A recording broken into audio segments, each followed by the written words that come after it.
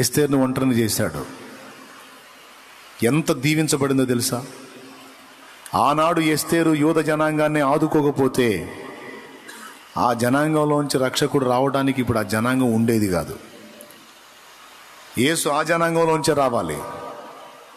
ఆనాడు హామాను గారు చేసిన కుట్రకి ఎస్తేరు అక్కడుండి అడ్డుకట్ట వేయకపోతే, ఒక్కతే ఎస్తేరు, ఒక్క స్త్రీ ఆనాడు ఆ వేదిక మీద ఉండి అడ్డుకట్ట వేయకపోతే ఈరోజు రక్షకుడు రావడానికి యూద జనాంగం భూమి మీద ఉండేది కాదు.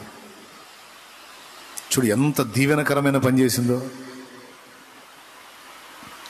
యోసేపు ఐగుప్తులో ఆ బాధలన్నీ పడి ఐగుప్తుని ఏలువాడు కాకపోయినట్టయితే కరువులో ఇశ్రాయేలు కుటుంబం అంతా పోయేది.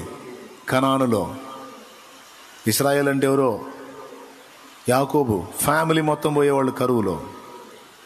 యాకోబు ఫ్యామిలీలో నుంచే కదా రక్షకుడు రావాలి.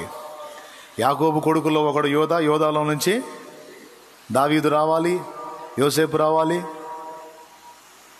యేసు రావాలి. చూడండి, వీళ్ళందరినీ ఒంటర్లను చేసి రక్షకుడు రావడానికి వేదిక ఏదైతే ఉందో యోధ జనాంగం, ఆ జనాంగాన్ని సేవ్ చేసుకున్నాడు దేవుడు. మన ఆవేదనను కూడా దేవుడు మన ఆశీర్వాదానికి వాడుకోగలడు. మన దుఃఖాన్ని కూడా దేవుడు మన ఆశీర్వాదానికి వాడుకోగలడు. ఇప్పుడు ఏడ్చుచున్న మీరు ధన్యులు, మీరు నవ్వెదరు అంటాడు లేఖనాల్లో. ఇప్పుడు మీరు ఎదుర్కొంటున్న పరిస్థితులను బట్టి ఏడ్చుచున్న మీరు ధన్యులు. మీరు కూడా నవ్వుకునే రోజు ఒక రోజు ఉంది అంటాడు ఆయన. హ్యాపీగా ఫుల్గా ఊహించం మనం. మన కన్నీళ్లు ఆనంద బాష్పాలుగా మారుతాయని ఊహించమనం. మన కన్నీళ్లు ఆనంద నాట్యంగా మార్చబడతాయని, కానీ మార్చబడతాయి. ఊహించమనం. రాత్రంతా వల విసిరాం, ఒక చేప కూడా పడలేదు, ఖాళీగా ఉంది, నాతోనే ఖాళీగా ఉంది. ఊహించాం, మరుసటి రోజు సమృద్ధిగా రెండంతలుగా నింపబడబోతుందని ఊహించాం. సీమోను ఊహించాడా? ఆంద్రే ఊహించాడా?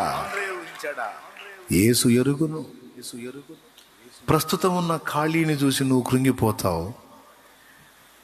కొన్ని గంటల వ్యవధిలోనే సమృద్ధిగా ఒక ధోని కాదు, 2 ధోనిలు మునుగునంత దీవెన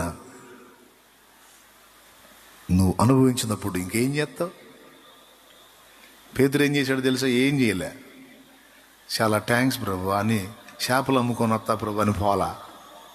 ఆశ్చర్యం కార్యం చూసి, ఏమిటి దీవెన, ఏమిటి కార్యం, నడి సముద్రంలో దొరకని చేప ఒడ్డు నుండి నాయన, ఇప్పటిదాకా ఖాళీతోనే ఏమి లేదని ఏడిశాను. ఒక్కసారిగా ఏమిటి నాయన పట్టజాలనంత దీవెన, ఏంటిది? నాకు అర్థమైంది, నువ్వు సామాన్యుడి కాదు, నువ్వు సృష్టికర్తవి.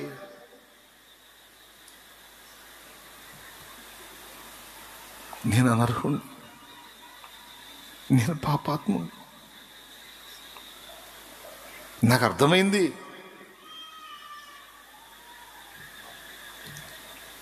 నువ్వు నన్ను గమనిస్తున్నావు, నా నుండి నువ్వేదో ఆశిస్తున్నావు. తగిన వాడిని కాదు, పాపాత్ముడిని. నన్ను వదిలిపో, నన్ను విడిచెళ్ళు, పాత్రుడును గానన్నాడు. బాధపడవాక, మనుషుల్ని పట్టు జాలరిగా చేస్తాను రా అన్నాడు. ఇక మీదట నీవు మనుషులను పట్టువాడవుగా ఉండు రమ్ము అన్నాడు.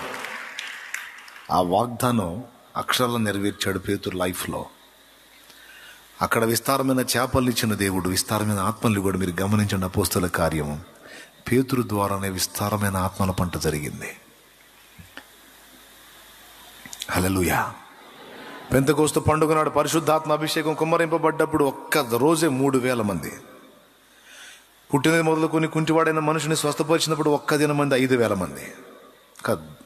రెండే వేతలలో 8,000 మంది చేర్చబడ్డారు. మామూలు విషయం కాదు అది. దేవునికి స్తోత్రం కలుగును గాక. హల్లెలూయా. చూడండి మరి, ఇప్పుడు ఏడుస్తావు నువ్వు, నాకేమి లేదు ఏమి లేదు ఏందో అంతా నాకు ఎట్లా అట్లా. ఏంటి నీవు, ఏమైపోయింది, ఏం మునిగిపోయింది? ఏం లేదు, నీ చెయ్యి దాటిపోయిందేమో, దేవుని చెయ్యి దాటలేదు. నువ్వు ఊహించవు, ఇప్పుడు ఖాళీయే, కానీ అది విస్తారంగా నింపబడబోతుంది. అది విస్తారంగా నింపబడినట్లు రెండంతల దీవెన పొందినట్లు ముందు ఖాళీ కానీ దేవుణ్ణి ఖాళీ చేయని సహకరించు. దేవుడికి అర్థం చేసుకో దేవుని కదలికల్ని, కార్యాలని. హల్లెలూయా. అనుభవించినాలేమి బాధలు ఇకపై నీకు ఉండవులే, అక్కరలో నా ఉన్న వారికి నీవే మేలు చేసేవులే. అనుభవించినాలేమి బాధలు ఇకపై నీకు ఉండవులే, అక్కరలో నా ఉన్న వారికి నీవే మేలు చేసేవులే. మొదట నీ స్థితి కొంచెమే ఉన్న తుదకు వృద్ధిని పొందునులే. మొదట నీ స్థితి కొంచెమే ఉన్న తుదకు వృద్ధిని పొందునులే. విడుదల సమీపించెను, నీకు వెలుగు ఉదయించును. విడుదల సమీపించెను, నీకు వెలుగు ఉదయించును. నువ్వు రోగివై బెడ్ మీద ఉన్నావా, తెంపు లేకుండా బైబిల్ చదువుతూ ఉండు, ప్రార్థన చేస్తూ ఉండు. ఇందాక నేను చెప్పినట్టు ఆ రోగం రూపంలో కూర్చున్న సాతానుతో వదిలిపోతాడు దెబ్బకి. ఎందుకు? ఈ మనిషి బెడ్ మీద ఖాళీగా ఉంటే, ఈ బలహీనతతో ఖాళీగా ఉంటే ఊరకుంటల్లా. నా కార్యాలను బంధిస్తుంది, నా కార్యాలను బంధిస్తున్నాడు, పరిశుద్ధాత్మ కార్యాలను విడుదల చేస్తున్నాడు, లేఖనాన్ని బాగా అధ్యయనం చేస్తున్నాడు. అనేకులకి దగ్గరికి వచ్చిన వాళ్ళు పరామర్శిద్దామని వస్తే వాళ్ళకి చెబుతున్నాడు. ఈ బెడ్ మీద ఉన్న మనిషి ఉన్న చోట ఉంటల్లా. అర్జెంటుగా ఇప్పుడు నేను ఈ రోగాన్ని పక్కకి వెళ్ళిపోతే అప్పుడు లైన్లోకి వచ్చి తిరుగుతారు, అప్పుడు ఇవన్నీ మానుకుంటారు అని వదిలిపోయిద్ది. అందుకే వాక్యం చదివితే రోగం పోయేది. నిజంగా అండి, నేను ఏదో ఒట్టికి చెప్పట్లేదు. అందుకే వాక్యం చదివితే రోగాలు పోయేది. సర్వ శరీరమునకు స్వస్థతనిచ్చుననుంది. ఆ వాక్యం ఎప్పుడైతే నువ్వు ధ్యానం చేస్తూ ఉంటావు, ఈ ప్రార్థన చేస్తూ ఉంటావో, మొత్తం ఇక తొలిచినట్టుగా పోద్ది. మొత్తం స్వస్థత ఉంది. అట్లా స్వస్థత కార్యం జరుగుద్ది. నమ్మరు కొంతమంది.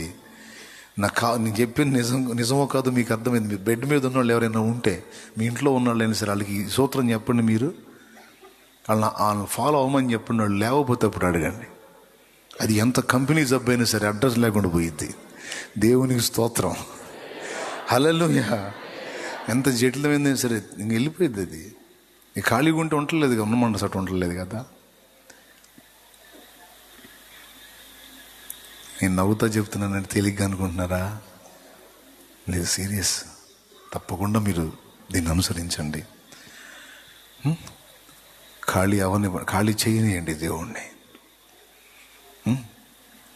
విస్తారమైన చేపలు పడేటట్టు దీవించు ప్రభు అంటే, దీవితే చేపల వ్యాపారం చేస్తావు నువ్వు, ఆత్మల సంపాదనలోకి రావు. స్తోత్రం. అందుకని చేపలు ఆపుతాడు. ఆపి ఆయన ఇవ్వాలనుకున్నప్పుడు ఇస్తాడు.